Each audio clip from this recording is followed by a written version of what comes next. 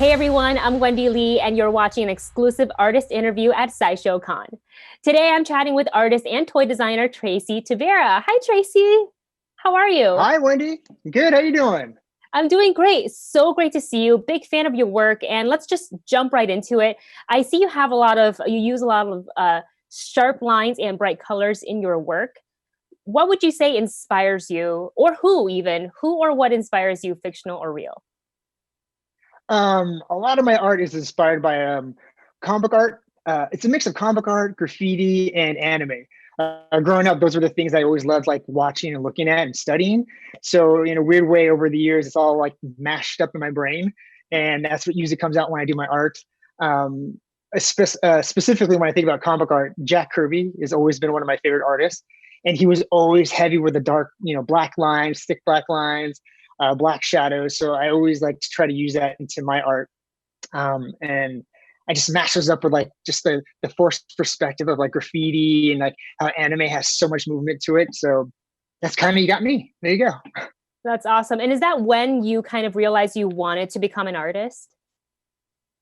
Yeah. Like I was lucky early on in my childhood. I figured out like, hey, I want to draw for a living. I wasn't sure exactly what it was going to be, but comics were always such a huge influence on my life, and cartoons, that like it just kept driving me because growing up, all I kept doing was reading comics, collecting comics, and watching cartoons. So it was instilled in me, ingrained at a very young age. Yeah, that's awesome. And how do you keep your art fresh? Um, Probably it's I keep my art fresh just by trying to keep up with comics nowadays. I don't collect as much as I used to, but I still like to pick up stuff that I like. And watching a lot of cartoons, seeing a lot of like animated features that come out. And luckily, I've surrounded myself over the years in this industry that I'm in with a bunch of great, talented friends and other artists. So usually, I see stuff that my friends are doing, and that really inspires me to like say, "Hey, you're not doing as much as they are. You got to turn it up." So it's one of those things where that friendly rivalry, in a sense, gets me motivated to keep moving and like keep pushing. I love it.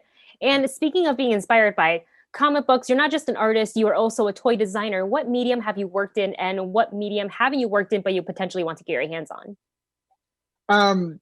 Yeah, I've been lucky that throughout my career, I've pretty much worked in touched on every industry creatively. I've done costume design at one point. I've done skateboard decks, shoe design. I've done everything you can think of creatively. Yeah, I've just been very lucky where I've run into these jobs. Um, but toys, it's so funny. In the beginning, when I was a kid, I thought I was going to be a comic artist. Then it switched to being an animator. And even though I was collecting toys the whole time, I never thought I'd be a toy designer. And toy design just became this medium for me that I just love, where it has no boundaries at all. And you could do whatever you want as long as your imagination, you can figure out how to engineer it, it'll work out. So it's one of those things where I think that's my favorite medium now. I really suck at painting. So that's just one of the things I can't do very well. I mean, I can do it. It just takes me a lot longer than a lot of people, most people can. Yeah, But I would say doing like 3D toy design is like my favorite medium to work in right now. nice. And just goes to prove that like you don't have to choose. You can really do it all. Oh yeah.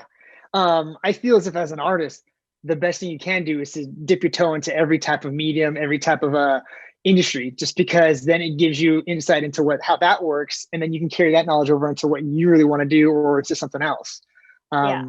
The the costume design gig that I had for a while was tough, but it was fun just to figure out how to like create a costume out of nothing. And it was all concept art, but it was just very fun. And something a little different than what you normally do, would you say? Yes, exactly. Like they had very strict structure of how to to do their things or whatnot, and it was just a fun learning experience. It was for Bubble Boy, Jake Gyllenhaal's like Bubble Boy, so it was actually, yeah, that movie is hilarious. And if you actually get the DVD, which is I don't even know if you can find it anymore, there's actually behind the scenes footage, and they will show you my concept art for the costumes. And the thing that was funny is when I did it, they didn't tell us who the actor was because I think at that time they didn't know who it was. Right. So then I was like, who am I supposed to draw? And they're like, oh, it doesn't matter. So then I drew myself. So if you look at the concept arts that they show really quick, you just see this Asian kid, and it's like, hey, why is this Asian kid in in this Bubble Boy costume? Because why not? That's awesome. I actually think I have the Exactly. DVD, so I'm gonna go watch after we talk. Check it out. Yes, check it out. I will. Tracy, would you say any of your pieces proved to be particularly challenging, and why? Um, I think when I first started getting into doing toys, especially like my own designer toys and art toys, having to think 3 dimensionally is tough when you've done most of your work 2 dimensionally. So it's one of those things where you have to understand, hey, this is what the back of that front's going to look like. This is what the side of that front's going to look like. It's a learning curve. I think a lot of artists who do a lot of stuff traditionally 2D have a hard time wrapping their brain around a 3 dimensional object. But once you get past that, it just becomes fun because now like, oh, I'll just draw the side to look like this, the back to look like that. It's a learning curve, but you figure it out. Absolutely. And do you ever hide any Easter eggs in your art? Oh, all the time.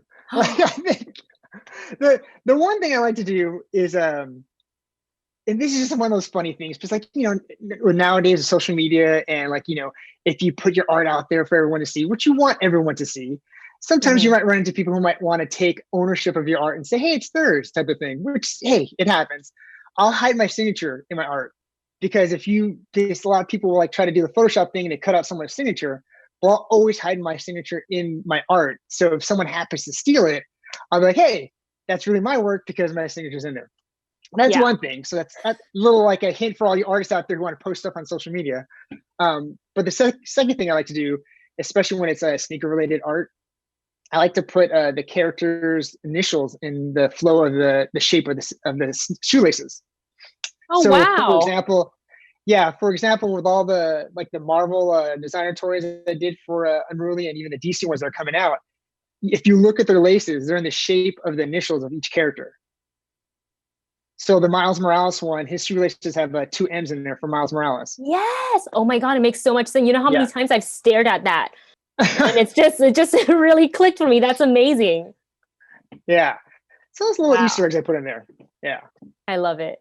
When you're painting or when you're designing, do you have a favorite color that you like to work with? I love primary colors. Like I just love straight up primary colors for some reason.